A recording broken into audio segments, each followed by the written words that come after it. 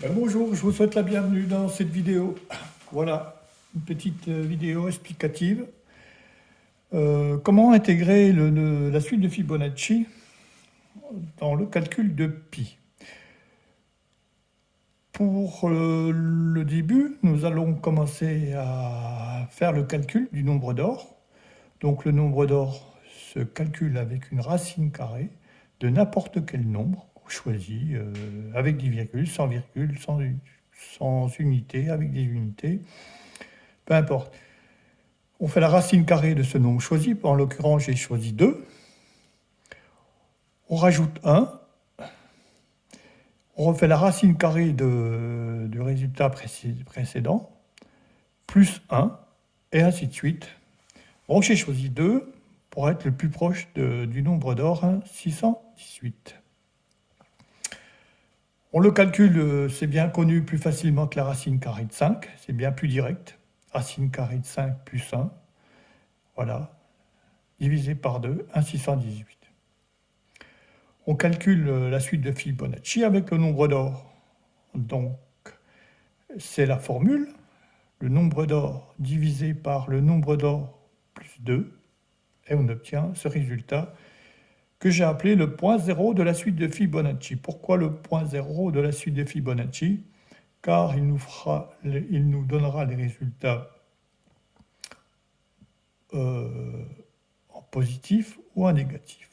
Je vous donne le cas. Si on choisit un nombre de la suite de Fibonacci pour le calculer, il faudra le diviser, le multiplier déjà autant de fois par le nombre doré qu'on va le diviser.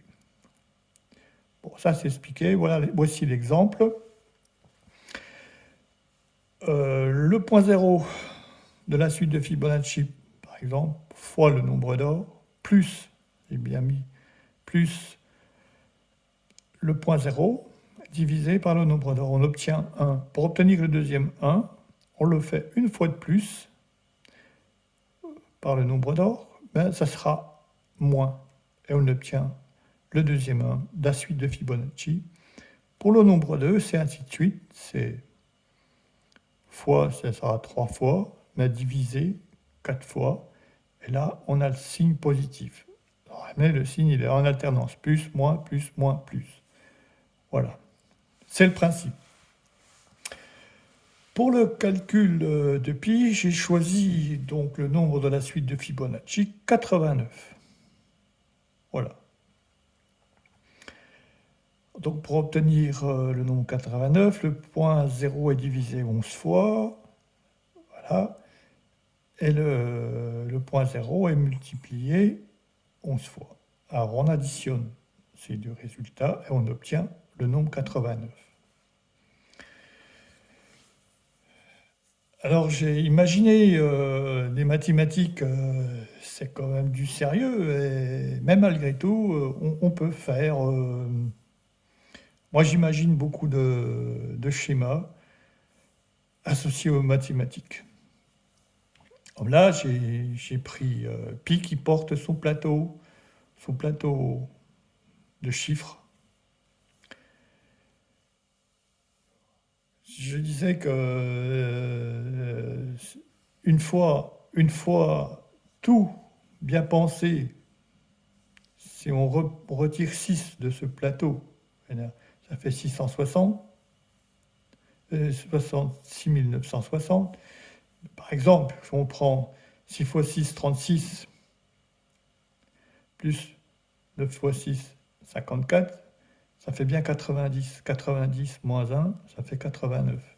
Alors c'est toujours la salade des 6 et des 9, en réalité. Voilà. Alors on va prendre donc 6 a été retiré à ce plateau de chiffres. On va mettre plus 100. Après 106, on va le multiplier par 100. On va beaucoup utiliser les multiples de 100 ou 2000. C'est pour ça que 1 est toujours en action. 1 est additionné à ce résultat-là, qui se donne ici. Et ce résultat-là, on va le diviser 25 fois par le nombre d'or. Mais n'ayez pas peur, 25 fois le nombre d'or multiplié par lui-même, ça finit par faire des belles sommes rondes. avec beaucoup de zéros. Le nombre précédent, donc élevé au carré, il sera soustrait au nombre d'or au carré. Donc le nombre d'or au carré, c'est plus 1. En réalité, c'est tout simple. Le nombre précédent est le diviseur de 1. C'est ce qui donne ce nombre à 10 chiffres, qui va nous suivre tout le long du calcul. En réalité, 10 chiffres vont nous permettre d'atteindre les 34 décimales de pi.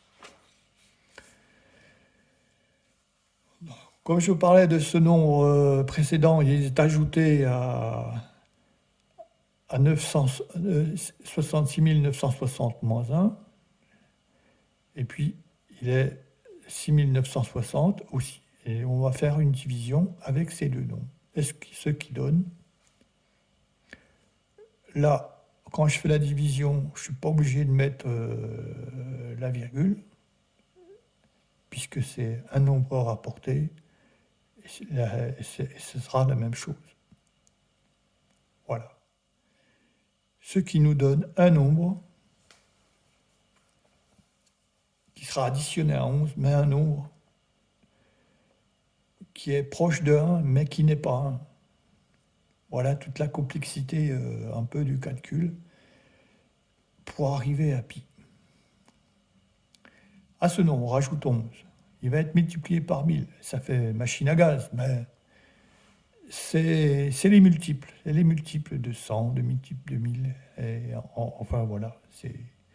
Même le nombre, la suite de Fibonacci 89 est multiplié par 100 dans ce calcul.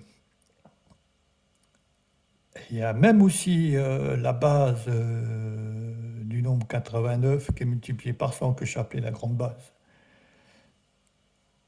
Voilà. Alors une fois qu'on a pris le nombre 89 multiplié par 100, additionné à ceci, divisé 28 fois, on obtient ceci.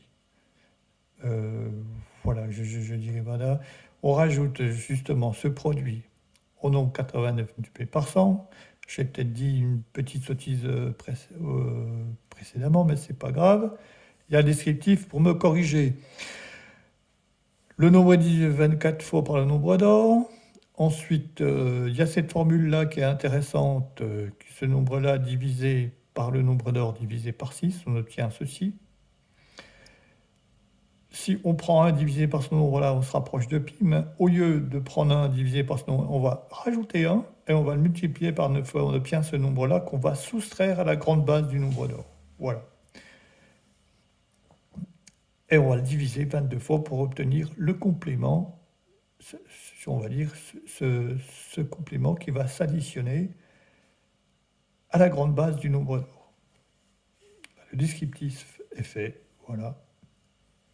On va le diviser 24 fois, on va réutiliser la formule, et on va prendre 1 divisé par ce résultat précédent, ce qui donne la valeur de pi à 34 décimales, 10, 20, 30, 34. Et on s'arrête ici, on se sépare ici. Je suis plus faible, bien sûr, et pi est plus fort, puisque il a encore divisé davantage de polygones dans le cercle.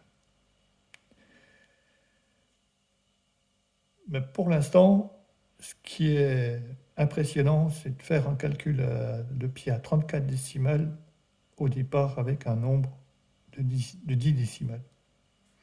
D'ailleurs, je le souligne dans mes conclusions, quand je dis qu'on n'a pris que la racine carrée de 5, on a élevé 2 fois dans ce calcul des nombres au carré, mais dire qu'on n'a pas fait d'autres racines carrées, on n'a fait que des additions et des divisions. Le nombre 6, comme je disais, c'est une pièce qu'on a enlevée de ce nombre-là, qu'on l'a travaillé, on l'a rapporté ensuite au départ, ce qui fait que ce nombre travaillé de 6, il a fait ce chiffre. On l'a rapporté au sein du nombre précédent. Je trouve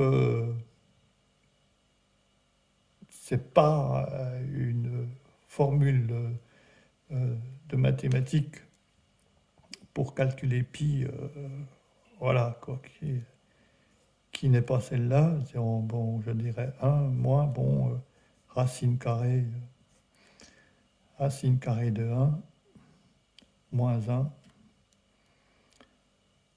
voilà, est égal à 0,5. 0,5, n'oublions pas le fois ici, ce que ça fait une division, voilà. Et dans la prochaine opération, ben, ce sera 0,5 fois 1 moins racine carrée de 1 moins 0,5. Et ben, on aura le sinus de l'angle 22 degrés 5 au carré. Et là, une fois qu'on a fait ci, on n'a plus qu'à faire apprécier. Ça sera Hans en réalité. Ceci, c'est Hans sur la calculette. Il suffira simplement de faire entrer, pour diviser les polygones dans le cercle de diamètre 1. Et ensuite, il suffira de faire racine carrée du dernier résultat, multiplié par 2 autant de fois qu'il faut pour aller à 3,14. Voilà, cette petite formule-là pour finir la vidéo. Merci de m'avoir écouté, bonne journée à vous.